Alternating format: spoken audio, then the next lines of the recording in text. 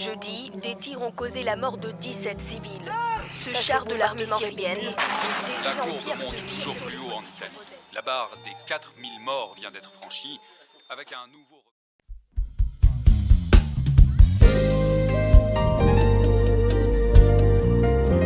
Oh, Father, we welcome you. We give you all the glory. We give you honor. For only you are worthy. Jesus.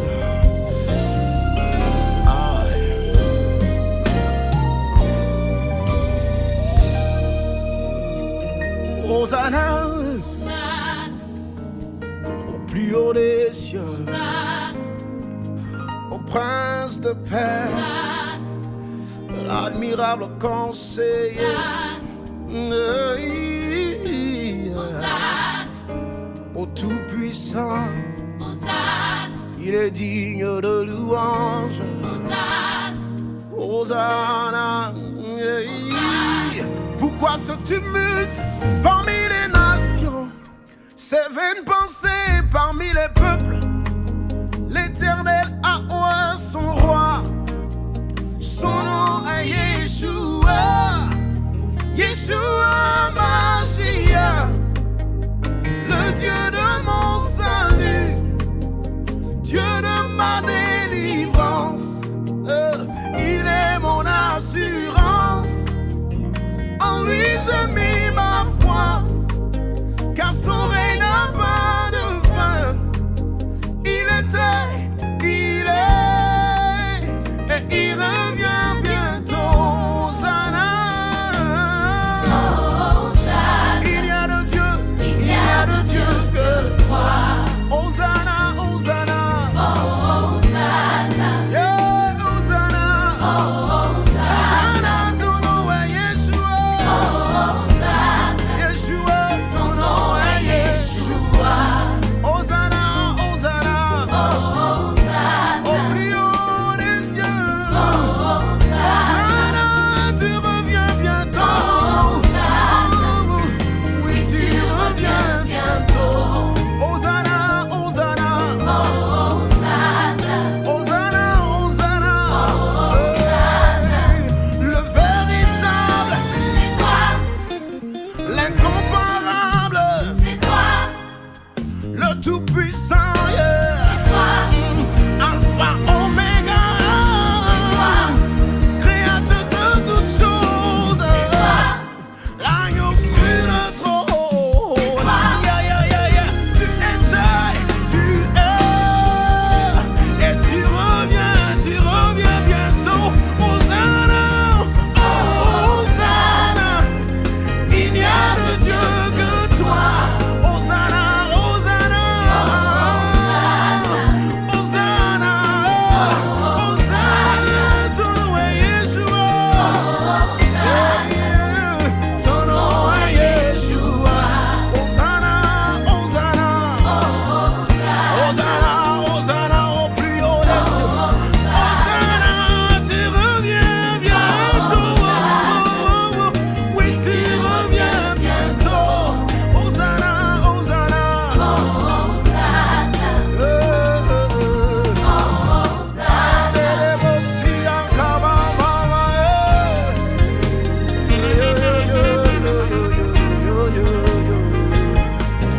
Jesus.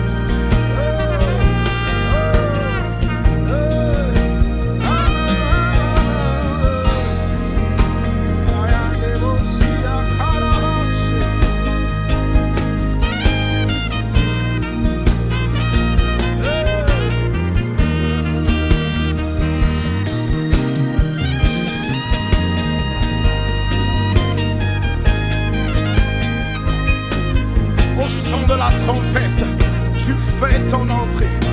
Hosanna, Hosanna, Hosanna, Hosanna. Tu es la lumière du monde. Le salut vient de toi, Jésus. La vérité, c'est toi. La solution à toutes nos questions. Yeah, Hosanna, Hosanna, Hosanna.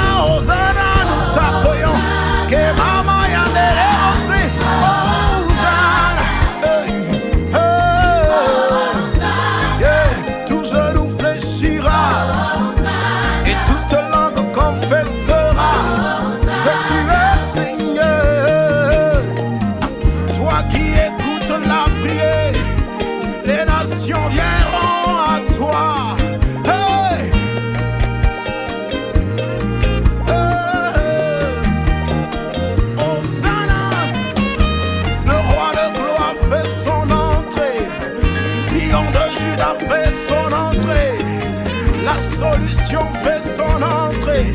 Le peuple chante Hosanna, Hosanna, Hosanna, Hosanna. Nous t'appelons roi de gloire. Hosanna.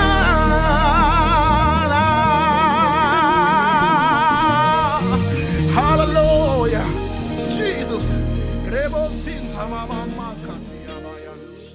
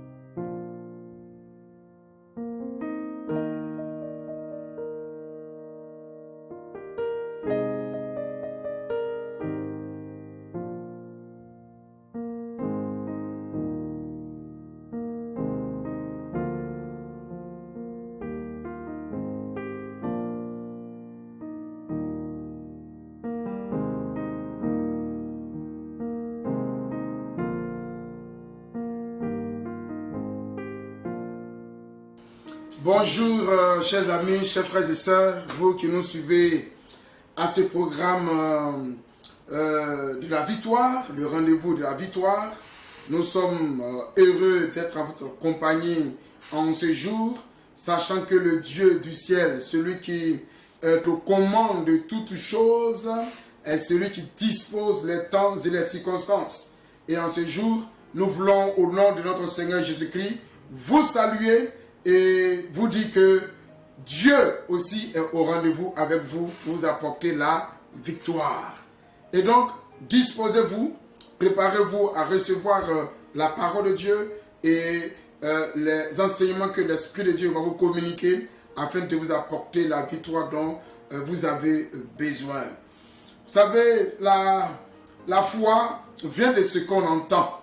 Et ce qu'on entend vient de la parole de Dieu. Et c'est pourquoi nous appuyons chaque fois sur la parole de Dieu pour vous communiquer la pensée du Seigneur qui communique et qui donne la victoire. Nous voulons donc vous inviter à prendre votre Bible avec nous et lire dans un livre de l'Ancien Testament. Il s'agit bien sûr du livre des rois, 1 roi, chapitre 19. Nous allons lire les versets 1 au verset 8. Et donc, suivez attentivement 1 roi 19, verset 1 à 8. Akab rapporta à Jézabel tout ce qu'avait fait Élie et comment il avait tué par l'épée tous les prophètes. Jézabel envoya un messager à Élie pour lui dire que les dieux me traitent dans toute leur rigueur si demain à cette heure je ne fais de ta vie ce que tu as fait de la vie de chacun d'eux.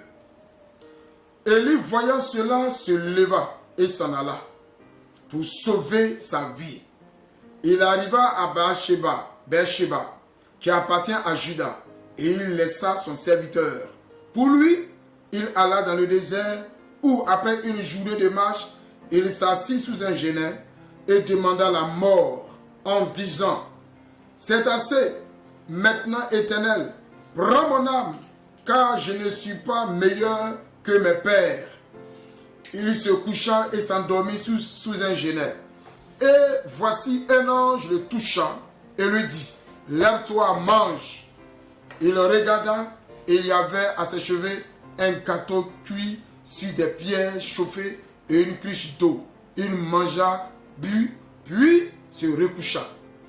L'ange de l'Éternel 20 secondes fois le toucha et dit: lève-toi, mange, car le chemin est trop long pour toi. Il se leva, mangea et but. Et avec la force que lui donna cette nourriture, il marcha 40 jours et 40 nuits jusqu'à la montagne de Dieu à Horeb. Amen. En ce jour de victoire, je voudrais partager ce sujet avec vous. Dieu délivre de la détresse. Dieu délivre de la détresse. Beaucoup sont angoissés, beaucoup vivent dans la détresse parce qu'ils connaissent des réalités, ils connaissent des situations qui les plongent dans la détresse, dans des angoisses et dans la tristesse. Mais je voudrais seulement te dire en ce jour que Dieu délivre de la détresse, des angoisses et de la tristesse. Élie est un homme de Dieu, un puissant homme de Dieu, un homme de feu et de puissance. Celui qui parle et le feu descend du ciel. Celui qui prie et la pluie s'arrête. Pendant 3 ans et demi, il n'a pas eu de pluie parce qu'il a déclaré au ciel de ne pas du tout pleuvoir. Celui-là va connaître un temps d'angoisse, un temps de détresse, un temps où il va se sentir seul, abandonné, un temps où il va se sentir impuissant. Parce que après les grands espoirs, laissez-moi vous dire qu'après les grands espoirs, vient toujours des temps de détresse, des temps d'angoisse, que tu le veuilles ou pas, cela fait partie de la vie de l'être humain. Malheureusement, beaucoup ne veulent pas accepter, comme Élie. Élie qui a fait de grands exploits et qui va défier 450 prophètes de Baal. Et devant ces 450 prophètes de Baal, Élie va faire descendre le feu du ciel. À la suite de cette action surnaturelle, Élie va égorger tous les prophètes de Baal. Une grande victoire. Une victoire qui a été célébrée par tout Israël. Où tous ont vu la gloire de Dieu, la puissance qui résidait dans le prophète Élie. Mais voilà qu'une femme nommée Jézabel, cette femme-là va se lever pour menacer Élie. Élie qui a vaincu plus de 450 prophètes de Baal va fuir, va connaître un temps de détresse, un temps d'angoisse devant une simple femme. Chers amis, il va chercher des solutions pour sortir de son angoisse et de sa tristesse. Mais Dieu, qui connaît son serviteur, qui te connaît, va apporter une solution parce que Dieu délivre toujours de l'angoisse et des tristesses et des détresses. Chers amis, la détresse, c'est un temps où l'on passe par le malheur, une situation malheureuse qui s'abat sur toi et qui pousse ton cœur à relâcher carrément, à abandonner carrément, à abandonner l'objectif, qui pousse ton cœur à relâcher dans ta façon de voir les choses et qui te pousse même totalement à ranger, je dirais, les bottes et les gants, sachant que tu n'as plus de possibilité de continuer. En réalité, c'est là la pensée de la détresse, où tu es découragé, tu n'as plus de force de continuer la marche, tu n'as plus de force pour relever le défi, et tu te dis que pour toi ce n'est plus la peine, ce n'est plus la peine de continuer. J'ai tout fait, malheureusement, rien ne marche, et personne ne reconnaît ce que j'ai fait. Et donc, vaut mieux abandonner. Non, il n'est pas temps d'abandonner. Élie est passé par là, lui aussi, jusqu'à vouloir même demander la mort, parce que c'était, pour lui, c'était trop. C'était trop, il ne pouvait plus supporter. Certainement, c'est là aussi ton cas, tu n'as plus à supporter. Tu te dis que ça n'est trop. Tu t'es trop donné. Et malheureusement, le résultat que tu récoltes, ce n'est pas ce que tu devais recevoir. Alors il faut abandonner. Non. Laisse-moi te dire que la détresse peut avoir 2 origines.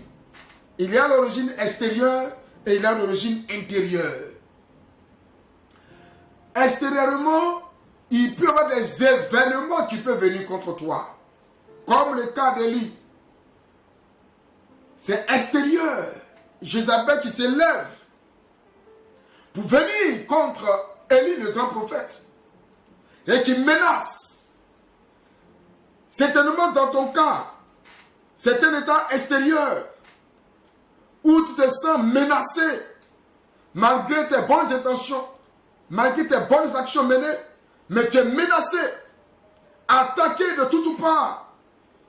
Cela peut provenir des puissances occultes, des puissances de la sorcellerie, et qui te plongent dans des situations de découragement extrême, parce que tu n'arrives pas à comprendre, bien que tu agisses de la bonne manière, mais tout semble être bloqué, et tu te sens menacé dans ton foyer, tu te sens menacé dans ton travail, tu te sens menacé dans ta famille, tu te sens menacé de tous côtés. Élie apparemment se sentait menacé. Et le poids de la menace était énorme. Parce qu'il s'agissait de Jézabel. Il connaît bien qui est Jézabel. Une femme de parole. Quand elle a parlé, elle agit. Et donc, ça peut être extérieur, ton état de détresse. Provoqué par les puissances des ténèbres. Provoqué par Satan et ses démons. Provoqué par la sorcellerie. Et tu vois que tout autour de toi semble être bloqué totalement. Et donc ton état d'angoisse est une œuvre purement satanique et diabolique. Les menaces que tu ressens, que ce soit dans ton foyer ou dans ton travail, n'est que le produit fini des puissances occultes qui ne veulent pas que tu accèdes à certains postes, à certaines promotions et qui t'attaquent de toutes parts. Et donc Satan et les démons peuvent être à la cause de tes angoisses, de tes tristesses et de tes détresses. Comme aussi, il peut y avoir la cause interne. Il s'agit du péché. Le péché qui te plonge dans les angoisses. Parce que tu reconnais que tu commets un mal chaque fois que tu te lèves pour renoncer à un mal, pour renoncer au péché. Tu plonges toujours dedans. Tu ne veux plus commettre l'adultère, mais tu plonges. Tu ne veux plus voler, mais tu plonges. Tu ne veux plus buter, mais tu plonges. Et chaque fois que tu plonges, tu connais la détresse, tu connais le relâchement, la tristesse au fond de toi-même.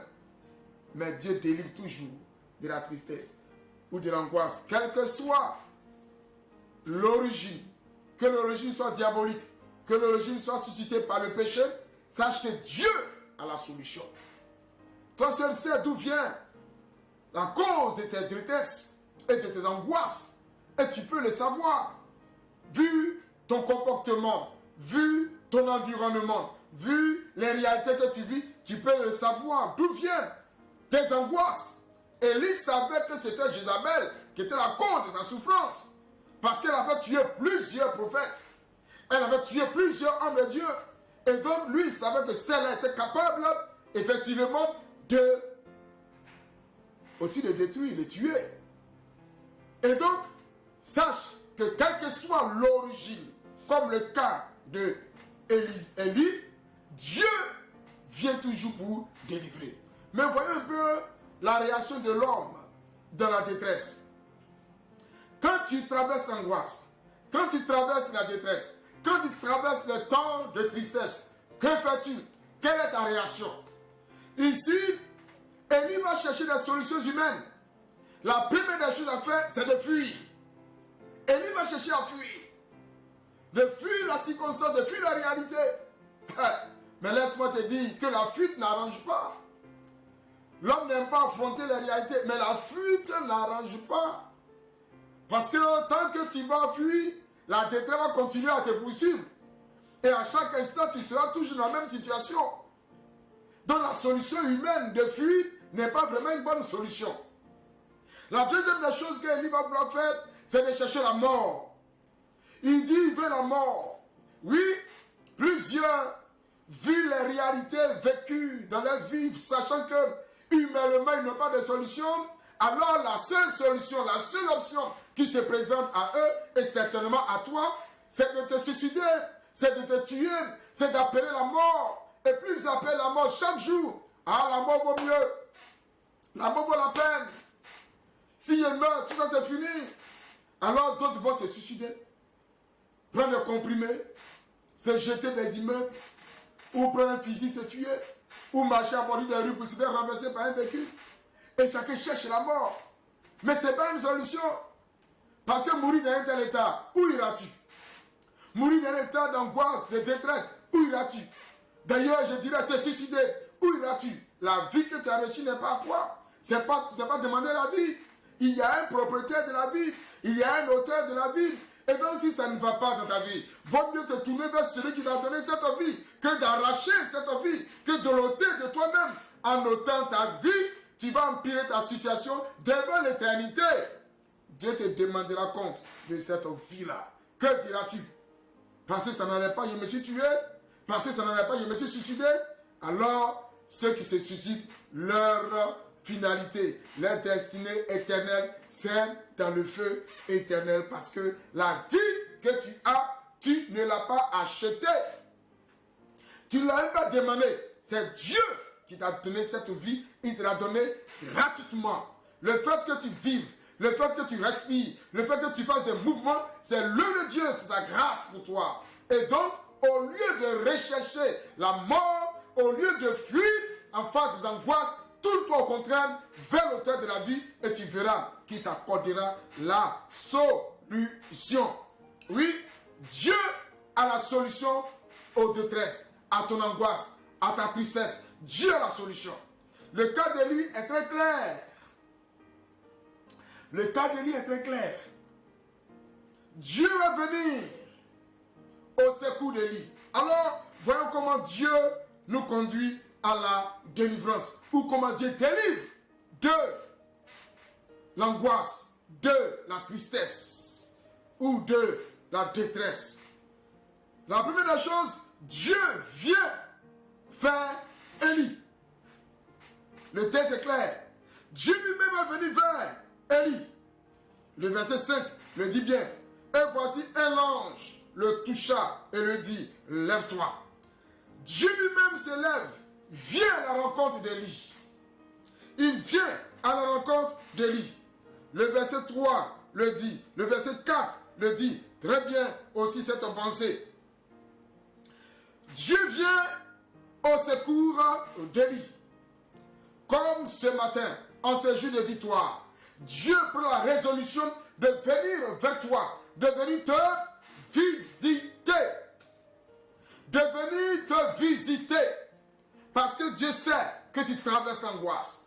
Dieu sait que tu traverses un temps de souffrance. Dieu connaît ta situation. Dieu connaît ton problème. Dieu sait que tu es attristé. Il connaît bien sûr la cause. Il vient donc à tes côtés. Il vient donc à ta porte. Il dit ceci dans l'Apocalypse. Je me tiens à la porte de ton cœur et je frappe. Si tu entends ma voix et que tu ouvres ta porte, moi, Jésus, j'entrerai et je souperai avec toi et toi avec moi. Il vient donc et il frappe pour dire je suis là. Ton angoisse, je connais. Je vais frapper à ta porte pour que toi tu ouvres. Si tu ouvres, je t'apporterai la solution. Laisse-moi te raconter brièvement cette histoire d'Israël. Lorsqu'Israël était en Égypte, les Égyptiens faisaient souffrir Israël pendant des siècles. Mais à un moment donné, la souffrance, la tristesse, les angoisses et la détresse d'Israël est montée jusqu'à Dieu. Dieu dit en Exode chapitre 3 à Moïse, j'ai vu la souffrance de mon peuple. Je suis descendu pour les délivrer de la main des Égyptiens et pour l'amener sur un territoire que moi-même j'ai réservé, un lieu où coule le lait et le miel. Dieu, voyant ta souffrance, descend lui-même pour t'apporter la solution, pour te délivrer de ton angoisse. Et ça, Dieu fait toujours cette démarche avec l'homme. Non seulement Dieu vient visiter pour résoudre le problème immédiat, pour résoudre la situation immédiate, pour résoudre ton problème. En voyant la situation d'Élie, lorsque Dieu est venu, il lui a donné de quoi manger, de la nourriture. Il avait cuit des gâteaux, et il lui a donné de l'eau à boire. Le besoin immédiat d'Élie était de manger et de boire de l'eau, parce qu'il a encore continué la marche. Ce n'était pas le moment de s'arrêter. Il doit continuer. Dieu connaît ton besoin immédiat. Et il t'apportera ce qu'il faut t'apporter maintenant même pour que tu continues la marche et que tu ne t'arrêtes pas. Pour que tu continues de relever les défis. Pour que tu continues à atteindre ton objectif. Alors Dieu répond et résout les problèmes immédiats. C'est ce qu'il a fait pour Élie le prophète. Deuxièmement, Dieu va parler avec Élie. Dieu parle avec Élie. Dieu vient non seulement te visiter pour résoudre ton problème, mais il veut parler avec toi. Il veut que tu causes avec lui. Quand vous lisez la suite du texte, vous verrez que Dieu va poser la question à Élie. Élie, que fais-tu ici? Quel est ton problème exact? Que veux-tu? Que veux-tu que je fasse? Dieu veut parler avec toi. Au lieu de pleurer, au lieu de jeter les regards à gauche, à droite et de t'agiter, parle à Dieu maintenant même. Dans ton état d'angoisse et de tristesse, parle à Dieu. Lève les yeux vers l'Éternel et parle à l'Éternel. L'Éternel seul saura t'exaucer. Pendant que je te parle, ouvre ton cœur, parle à Dieu, soumets à Dieu ton problème. Et lui, Dieu, il te parlera pareillement. Quand vous allez lire le texte, la suite, vous verrez que Dieu va s'adresser à Élie. Ce jour de victoire, Dieu s'adresse à toi pour dire que tu peux te relever, que tu peux être restauré, que tu peux changer, que ta situation va changer et peut changer parce que Dieu prend désormais les commandes de ta situation, les commandes de ta vie. Troisièmement, comment Dieu délivre de la détresse? Dieu va mettre Élie en confiance. Dieu met Élie en confiance. Mange et bois, le chemin est encore long. Mais à la suite, Dieu va se révéler à Élie pour lui dire voilà ce qui va se passer dans ta vie. Dieu va mettre Élie en confiance pour dire que ton état d'angoisse et de tristesse ne sont pas vraiment un problème du côté de Dieu. Dieu, il est prêt à te mettre en confiance. Même si tu es découragé, que tu n'as plus confiance parce qu'on t'a déçu de tous les côtés. Parce que tous ceux à qui tu peux t'appuyer t'ont déçu. Mais lui, Dieu ne t'a pas déçu. Bien au contraire, il veut te remettre en état. Il te remet en état spirituellement, mais physiquement, moralement, il te remet aussi en état. Pour que tu reprennes confiance. Que tu reprennes confiance. Il est temps que tu reprennes confiance. Confiance en Dieu, mais confiance en toi-même. Confiance en tes objectifs. Confiance en tes projets. Confiance en ce que tu es en train de faire. Dieu met Élie en confiance. En lui témoignant sa présence.